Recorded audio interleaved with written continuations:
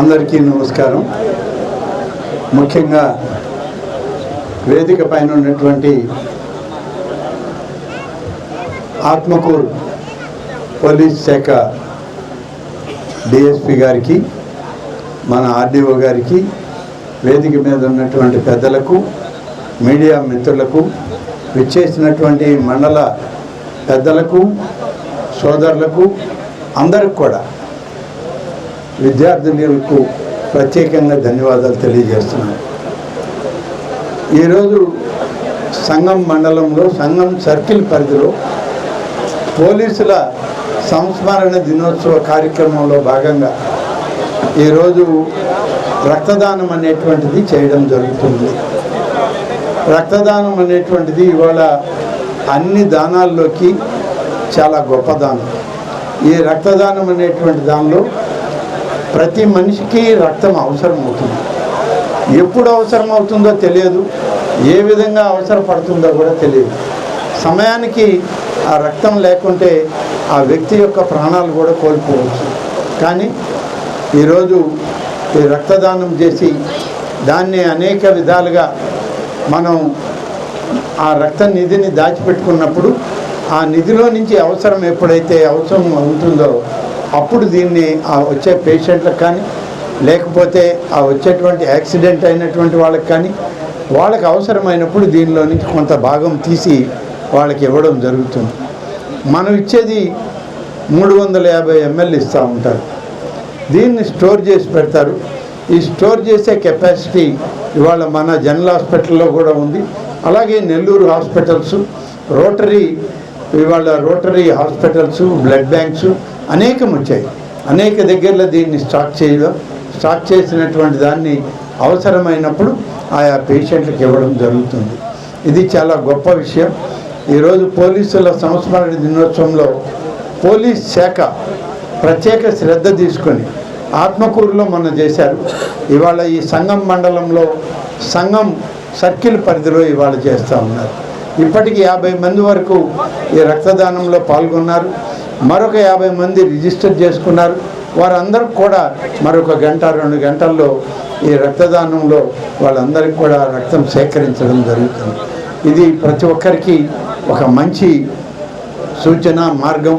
ప్రతి ఒక్కరు కూడా ఇది అంతా పోలీస్ డిపార్ట్మెంటే కాదు, సామాన్యులు కూడా దీంట్లో పాల్గొని, సామాన్య పౌరులు కూడా దీనిలో పోలీసులకి సహకరించినట్లయితే రేపు అవసరమయ్యేది అంతా పోలీసులకో మిలిటరీ వాళ్ళకో కాదు. ఇది అవసరమయ్యేటువంటిది రోడ్ల మీద యాక్సిడెంట్లు చేసేది మనమే, ఆ యాక్సిడెంట్లో గాయపడేది మనమే. మనకే అవసరమైనప్పుడు ఈ రక్తాన్ని వాడుకోవడానికి ప్రభుత్వ ఆసుపత్రుల్లో ఈ కార్యక్రమం జరుగుతూ ఉంటుంది. ఇవాళ పోలీస్ అధికారులు చేస్తున్న కృషికి, ముఖ్యంగా సంగం సర్కిల్ పరిధిలో సిఐ వేమారెడ్డి గారు కానీ, ఏఎస్పేట ఎస్ఐ గారు, అలాగే సంగం ఎస్ఐ గారు, చేజర్ల ఎస్ఐ గారు, వీరందరికీ నాయకత్వం వహిస్తున్నటువంటి డిఎస్పి వేణుగోపాల్ గారు, ఆత్మకూరు సిఐ గారు అందరు కలిసి చేస్తున్న ఈ కృషికి వారందరినీ అభినందిస్తూ, ప్రత్యేకంగా సంగం సర్కిల్లో పోలీస్ అధికారుల్ని నేను ఈరోజు హృదయపూర్వకంగా అభినందిస్తూ ఉన్నాను. ఇదే విధంగా ప్రతి కార్యక్రమంలో కూడా భాగస్వాములు కావాలి. అట్లా అయినప్పుడు మాత్రమే మనం సోషల్ జస్టిస్ అనే దానికి, సాంఘిక పరమైనటువంటి న్యాయాన్ని మనం సామాన్య ప్రజలకు అందించిన వాళ్ళల్లో అందరం కలిసి పనిచేస్తామని చెప్పి తెలియజేస్తూ, రెవెన్యూ అధికారులు ఆర్డీఓ గారి నాయకత్వంలో పాల్గొన్నారు. వారికి కూడా నేను నా శుభాకాంక్షల్ని అన్నీ తెలియజేస్తూ, మనకి ఒక విషయం మీ అందరికీ చెప్పాలి. ఇవాళ 2 రోజులు అత్యంత పెద్ద వర్షాలు వస్తాయి అనేటువంటిది ఇండికేషన్ ఉంది. ముఖ్యంగా ఇవాళ పెద్దగా కనబడకపోవచ్చు, కానీ నిన్నంతా లేదు. కానీ ఇవాళ ఇప్పుడే ప్రారంభమైంది. ప్రారంభమేమో పూల వర్షంలాగా ఉంది, కానీ అత్యంత భయంకరమైన తుఫాను కింద మారుతుందని ఇవాళ మనకి ఆయా శాఖల నుంచి మనకు వచ్చిన సమాచారం. కాబట్టి ప్రతి ఒక్కరూ జాగ్రత్తగా ఉండండి, ఎవరి ఇళ్లల్లో వాళ్ళు ఉండండి. మనమేమి ఇళ్ళు దాటి బయటకు పోయే ప్రయత్నం చేయొద్దు. వీలైనంత వరకు స్కూల్స్ కూడా ఐ థింక్ సెలవులు ఇచ్చినట్టున్నారు. స్కూల్స్ పిల్లలు అయితే మాత్రం ఎవరు పోవచ్చు. ఈ మామూలుగా మీరు రెసిడెన్షియల్ స్కూల్స్లో ఏ విధంగా చేయాలో ఒకసారి కలెక్టర్ గారితో మాట్లాడి రెసిడెన్షియల్ స్కూల్ చిల్డ్రన్ అంతా రెసిడెన్షియల్ స్కూల్లోనే జాగ్రత్తగా ఉండేటట్లు, ఎందుకంటే 1-2 రోజులకి వాళ్ళ ఊర్లకు పోయి రావాలన్నా వర్షంలో పోవాలి రావాలి, అంతకన్నా ఈ రెసిడెన్షియల్ స్కూల్లోనే అన్ని రకాల సదుపాయాలు ఉంటాయి కాబట్టి అత్యంత జాగ్రత్తగా చూడమనండి. హాస్టల్ పిల్లల్ని కూడా జాగ్రత్తగా చూసుకోమని చెప్పండి. ఎక్కడ కూడా లోటు లేకుండా ప్రభుత్వ స్కూల్స్, ప్రభుత్వ హాస్టల్స్, ప్రభుత్వ ఆశ్రమ పాఠశాలలు అత్యంత జాగ్రత్తగా ప్రిన్సిపాల్స్ ఆయా బిడ్డల్ని సరిగ్గా చూసుకోవాలి, ఏ లోపం ఉన్నా మన దృష్టికి తీసుకురావాలని చెప్పి ఇన్స్ట్రక్షన్స్ ఇవ్వండి అని చెప్పి ఏ మండలంలో ఉన్నటువంటి వాళ్ళందరికీ మీరు ఇన్స్ట్రక్షన్స్ ఇవ్వండి. మీ ఎంఆర్ఓల్ని, ఎంపీడీఓల్ని సమన్వయం చేసుకొని ఆ కార్యక్రమాలు చేయమని. వీటితో పాటు ఇవాళ మనకి ఈ తుఫాను ఇంకా 2 రోజులు ఉంది. ఈ 2 రోజులు ముఖ్యంగా 28, 29 అత్యంత భారీ తుఫాన్లు రావచ్చని, ఒక్కొక్కసారి అన్ని జాగ్రత్తలు తీసుకున్న తర్వాత అవి రాకుండా గాలి మార్పుడు వల్ల వేరే ప్రాంతాలకు వెళ్తాయి. కాబట్టి మనం జాగ్రత్తలు ఎక్కువగా మన భద్రతలో మనం ఉండాలి. ఇది మన జాగ్రత్త. ఎక్కడ కూడా అధికారులందరికీ నేను మనవి చేస్తున్నాను, ఏ ఒక్క ప్రాంతంలో కూడా నీట మునిగాయి, లేకుంటే ఎవరైనా చనిపోయారు, లేకుంటే పశువులు చనిపోయాయి, ఈ వరదల్లో కొట్టుకుపోయాయని మాత్రం మనకి వినపడకూడదు. మండలాల్లో అంత జాగ్రత్తగా ప్రతి దగ్గర ముందే కాషన్ చేయండి. మనకంతా పెన్నార్ రివర్ కోర్స్ ఎక్కువ.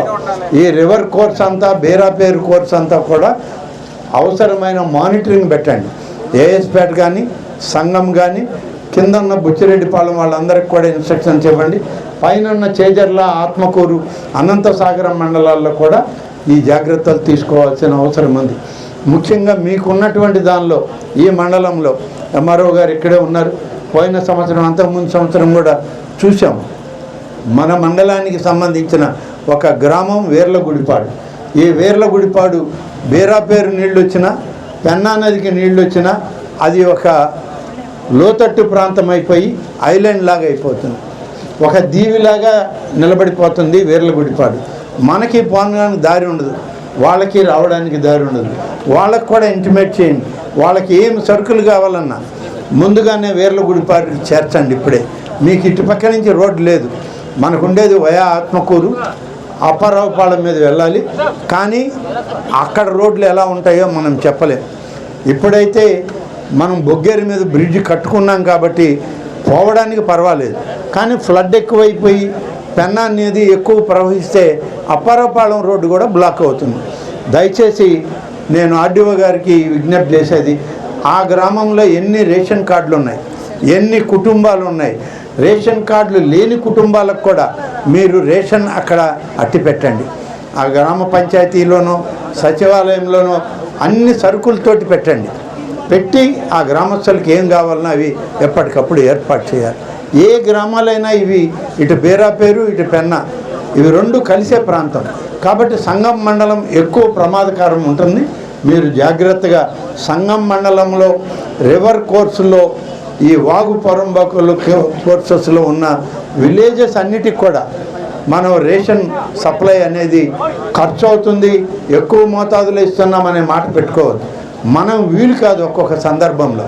ఇంత తుఫాన్ అనౌన్స్ చేశాక మీకు అన్ని వెసులుబాట్లు, క్లియరెన్స్లు ఉన్నాయి కాబట్టి మీరు ముందే వాళ్ళకి ఫేర్ ప్రైస్ షాపుల వాళ్ళ దగ్గర సరుకులు పెట్టండి.